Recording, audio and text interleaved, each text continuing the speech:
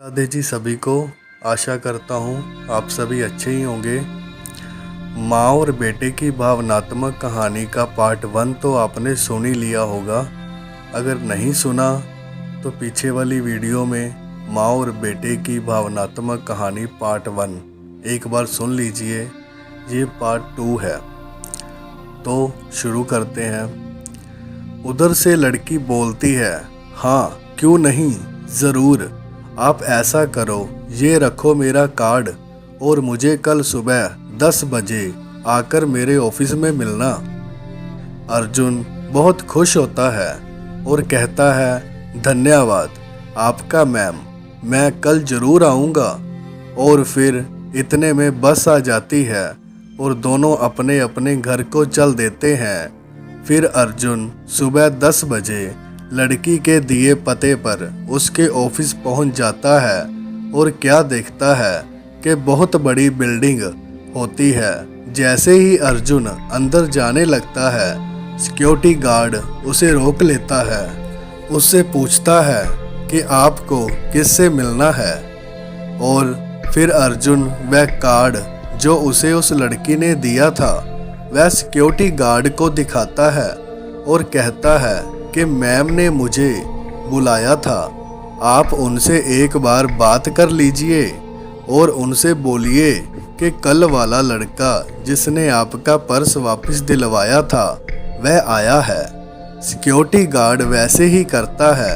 वह मैम को फ़ोन लगाता है और कहता है कि मैम, जिस लड़के ने आपका कल पर्स दिलवाया था चोर से, वह गेट के बाहर खड़ा है, क्या मैं उसको अंदर भेजूं? उधर से मैम कहती है, हाँ हाँ भेजो, मैंने ही बुलाया था। फिर सिक्योरिटी गार्ड उसे अंदर आने को कहता है और उधर से वह लड़की अपने मैनेजर से अर्जुन को लाने के लिए कहती है। मैनेजर अर्जुन को लेकर मैम के रूम में आता है। फिर मैम अर्जुन को देखते ही बैठने के लिए कहती है। फिर दोनों चाय पीते पीते बातें करते हैं और मैम अर्जुन से उसकी पढ़ाई लिखाई के बारे में पूछती है कि अर्जुन, आपने क्या किया है, आप किस तरह की यहाँ पर जॉब करनी पसंद करेंगे? ये हमारी ही कंपनी है, मेरे पापा इस कंपनी के मालिक हैं। फिर दोनों चाय पीते पीते बातें करते हैं और मैम अर्जुन से उसकी पढ़ाई लिखाई के बारे में पूछती है और अर्जुन को अपनी कंपनी में जॉब करने के लिए रख लेती है। मैम अर्जुन को बोलती है कि आप कल से हमारी कंपनी में आ सकते हैं। अर्जुन बहुत खुश होता है और मैम का शुक्रिया करता है और फिर उधर से चला जाता है। जाने के बाद अपने घर अपनी माता जी को फ़ोन करता है और बताता है कि माँ, मुझे जॉब मिल गई है।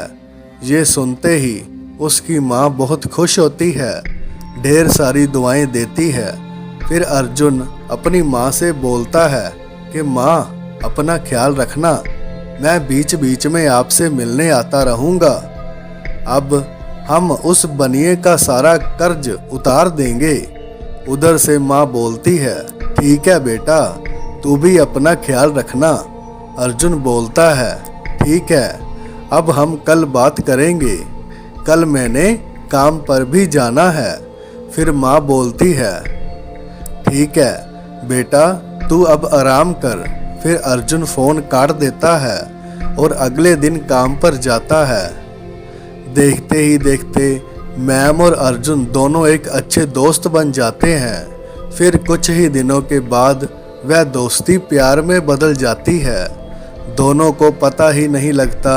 इतने में उधर लड़की अपने पापा को शादी के लिए भी मना लेती है। इधर अर्जुन भी अपनी माता जी को फ़ोन करके बता देता है कि माँ, मुझे यहाँ एक लड़की से प्यार हो गया है। जहाँ पर मैं काम करता हूँ उस कंपनी की वह मालकिन है, मैं उससे शादी करना चाहता हूँ। उधर से माँ कहती है, कोई ना बेटा, जैसी तुम्हारी इच्छा।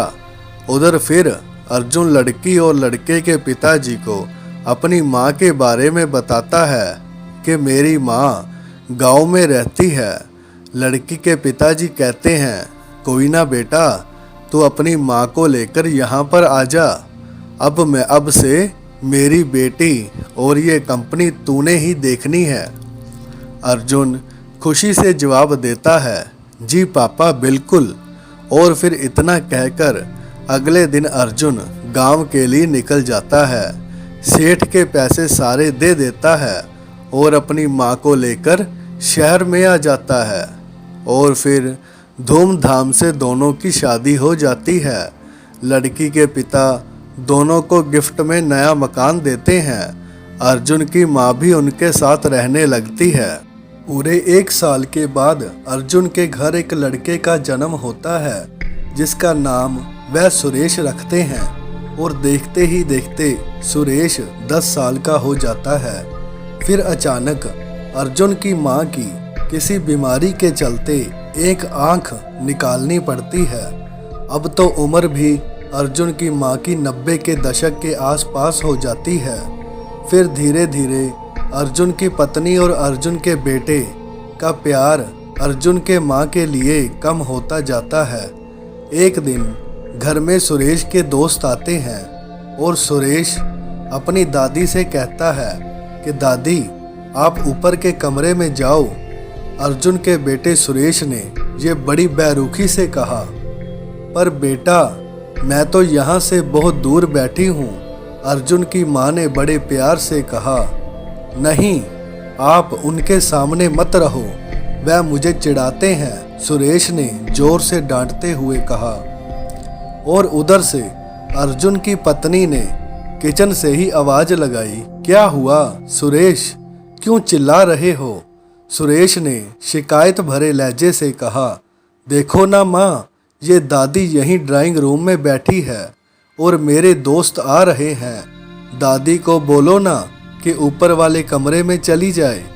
अर्जुन की पत्नी अपने बेटे का पक्ष लेते हुए बोली कि माँ जी, आप बच्चों में क्या करेंगी, आप ऊपर जाकर बैठ जाइए। बेचारी अर्जुन की माँ चुपचाप उठकर ऊपर जाने लगी। कमर झुकी होने के कारण उनको ऊपर चढ़ने में बहुत दिक्कत आ रही थी, किंतु वह पूरी ताकत से ऊपर चढ़ गई और कोने वाले कमरे में जाकर अकेले बैठ गई। अर्जुन साथ वाले कमरे में सब कुछ सुन रहा था। उसको बहुत कष्ट हो रहा था कि उसकी माँ को अपमानित होना पड़ रहा है, किंतु वह मजबूर था। अगर वह कुछ कहता तो पत्नी और बच्चे उसका विरोध करने लगते हैं, क्योंकि उसकी ससुराल उच्च घराने की थी। इसीलिए वह चुपचाप इसी तरह हर दिन अपनी माँ को अपमानित होते देख रहा था। रात को अर्जुन की पत्नी ने अर्जुन से कहा, देखो जी, अब कुछ करो। कल कलेक्टर साहब की पत्नी आई थी। माँ अपनी देसी धुन धारा से उनसे मिली। मुझे बहुत शर्म आ रही थी, ये बताते हुए कि ये मेरी सास है। मैंने कह दिया कि दूर के रिश्तेदार हैं, यहाँ इलाज करवाने आई हैं। अर्जुन अपनी पत्नी की ये बातें सुनकर अपने मन ही मन में रो रहा था, किंतु फिर भी वह चुप रहा। उसे समझ में कुछ नहीं आ रहा था, वह क्या करे। अर्जुन बहुत परेशान रहने लगा। एक तरफ उसका परिवार और दूसरी तरफ उसकी माँ थी। अर्जुन की माँ भी सब देख रही थी कि मेरा बेटा भी बहुत परेशान है, क्योंकि माँ तो माँ ही होती है। वह अपने बेटे का चेहरा देखकर ही पहचान लेती है। अर्जुन की माँ अपने मन ही मन में सोचने लगी कि मेरे कारण मेरे बेटे का कहीं घर ना उजड़ जाए।